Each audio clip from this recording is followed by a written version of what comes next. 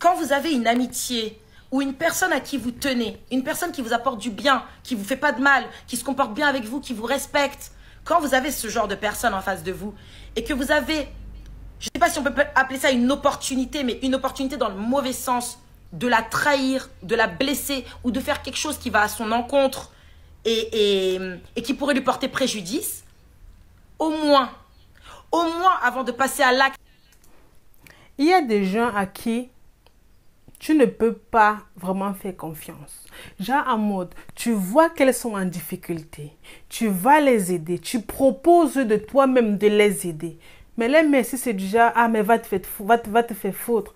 Le merci c'est du genre, ah je suis même pas obligée de te respecter. Je ne t'avais pas demandé de m'aider. J'étais seule dans mon coin et tu as décidé de m'aider. Merci pour cela, mais je ne vois pas pourquoi je dois t'aider en retour. Alors que lorsque tu aidais la personne, tu n'avais même pas l'intention qu'un jour elle puisse te dire, je t'aide parce que tu m'as aidé. Non.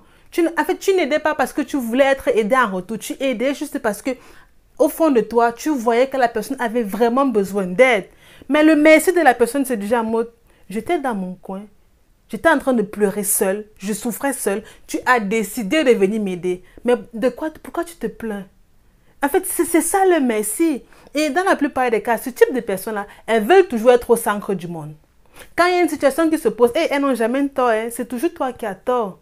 C'est toujours toi qui es la mauvaise personne. C'est toujours toi qui as mal agi. Parce qu'elles veulent toujours se faire remarquer. C'est généralement les personnes insécures. Elles-mêmes, elles ne savent pas ce qu'elles veulent pour elles.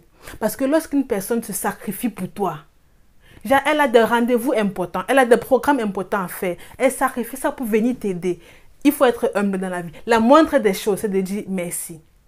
Juste ça. Même si du jour au lendemain, vous ne vous entendez plus, il ne faut jamais oublier qu'elle t'avait aidé un jour. C'est comme ça que les gens sont. Tu aides quelqu'un, une fois que la personne avance un peu dans sa vie, les choses deviennent un peu beaucoup plus simples pour elle. Elle t'ignore. C'est du genre en mode, toi et moi on se connaît. Quand tu appelles même la personne par téléphone, elle te sort comme quoi, ah c'est depuis que j'ai eu mon nouveau boulot là que tu commences à penser à moi. Alors que depuis le début tu étais là.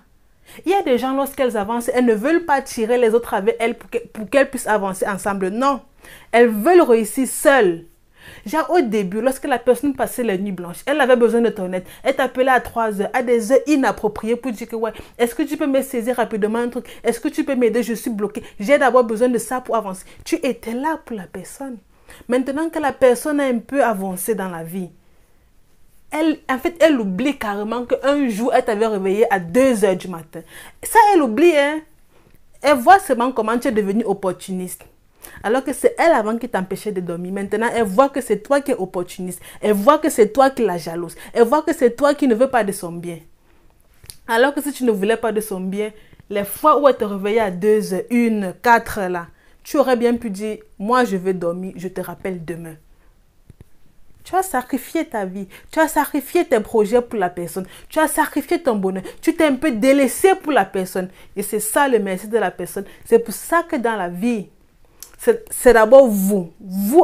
Après vous, c'est toujours vous. Donc, quand vous avez l'impression maintenant que, ah, je me suis trop occupée de moi là, maintenant viennent les autres. Parce que si vous faites contrairement, vous serez à chaque fois déçu. Les gens ne sont pas toujours reconnaissants. Les gens ne sont pas toujours humbles. Ce n'est pas tout le monde qui veut vous voir avancer. Ce n'est pas tout le monde qui peut dire merci, qui est gratifiant, qui est reconnaissant, que vous ayez sacrifié des choses à leur profit. Pardon. Ce n'est pas tout le monde. Donc, à partir d'aujourd'hui, prenez d'abord soin de vous. Quand vous avez l'impression que je suis fatiguée de prendre soin de moi, personnellement, il faut un peu que je fasse autre chose. C'est là que vous commencez à vous occuper des autres. D'abord vous, après vous, c'est vous. Après vous, c'est toujours vous. Il faut être égoïste. On vous traite d'égoïste, acceptez. Oui, vous êtes égoïste. Acceptez que vous êtes égoïste. L'acte, parce que comme on sait que vous, là, vous réfléchissez pas, au moins posez-vous la question, est-ce que si je fais ça, le bénéfice sera plus important que la perte? Est-ce que si je fais ça, le jeu en vaut vraiment la chandelle? Qu'est-ce que j'ai à gagner? Voyez plus loin que le bout de votre nez. Voyez plus loin que le bout de votre nez avant de faire quelque chose comme ça. Posez-vous vraiment des questions. Qu'est-ce que j'ai à gagner dans l'affaire? Ok, si je vais au bout de mon truc, qu'est-ce que ça m'apporte? Est-ce que ça vaut le coup de perdre cette personne? Est-ce que ça vaut vraiment le coup de perdre cette personne? Est-ce que je serai vraiment gagnante au final ou gagnant? Franchement, c'est des questions qui auraient évité tellement de trahison. tellement de déceptions, tellement de mauvais comportements et tellement de regrets. Juste une simple question, ça peut tout changer. Posez-vous les bonnes questions en fait. Posez-vous les bonnes questions avant de faire du mal. Demandez-vous si ça vaut le coup. Mais est-ce qu'ils se posent d'abord les bonnes questions? Ce n'est pas ça qui les intéresse. Ce qui les intéresse, c'est d'abord eux. Donc, genre en mode, ils préfèrent exploiter, rabaisser leur entourage à leur profit. Donc, les conséquences, là, ils ne veulent pas trop savoir. À partir du moment où ils ont pu avancer dans leur propre vie, ça va, c'est l'essentiel. Le reste, là, on s'en fout. Ils ne veulent pas connaître si les conséquences vont affecter votre relation ou pas. Et il s'est dit, bon, de toutes les façons, si je ne suis plus amie avec la personne, si je dis bien si on n'est plus en contact, c'est pas grave. Je vais trouver de nouveaux amis. Je vais trouver de nouveaux partenaires. Ça, c'est pas grave. Ça, c'est un petit problème. Et il préfère vous rabaisser, vous mettre au plus bas de vous, seulement pour avancer seul. Ce qui est pire, c'est que le pire, en fait, ça, c'est la partie que je préfère même le plus.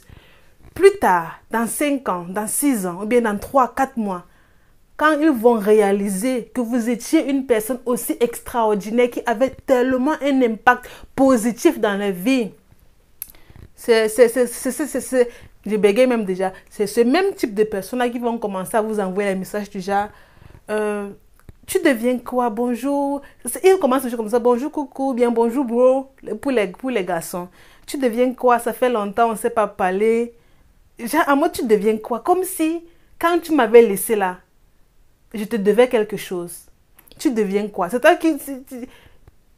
La question là, je déteste la question là, tu deviens quoi?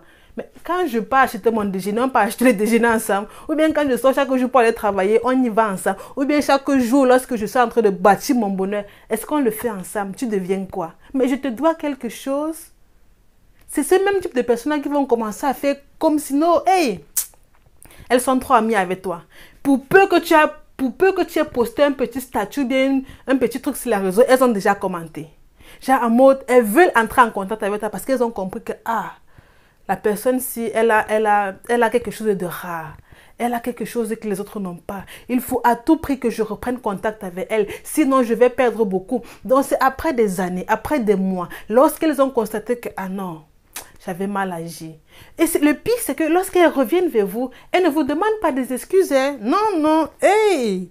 Elles vont laisser le gros kaki. Elles ne vous demandent pas des excuses. Elles tournent comme ça. Un peu tu as posté, elles ont rien commenté. Un peu tu as changé ta photo de profil, elles ont rien commenté. Un peu...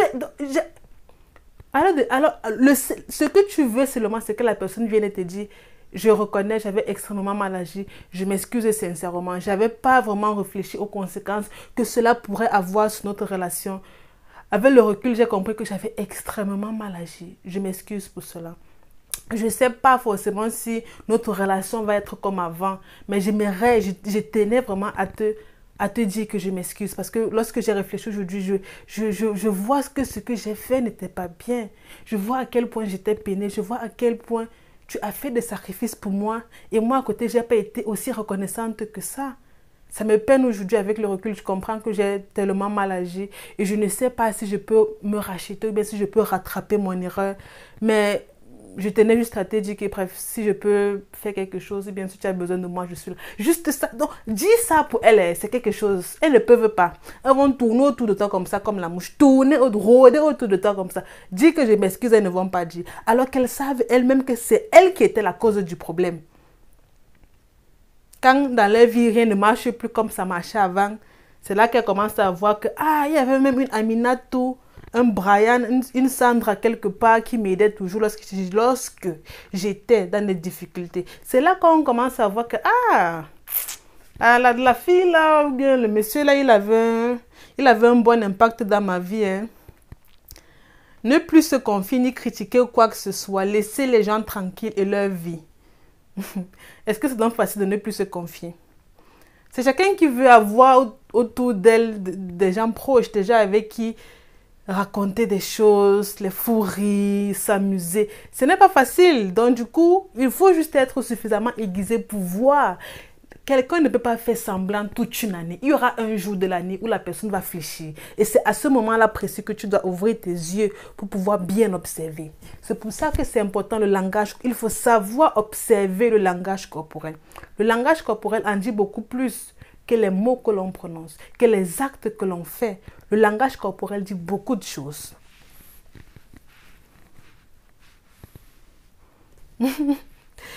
J'ai vécu ces situations d'être en face des personnes de la même religion, hypocrites, les jalousies, mensonges, malhonnêtes, trahisons. Le plus important, c'est que tu aies reconnu que ces personnes ont été néfastes pour toi. J'espère que tu t'en es éloigné. N'hésitez pas de vous abonner, de prendre soin de vous et d'être toujours heureux.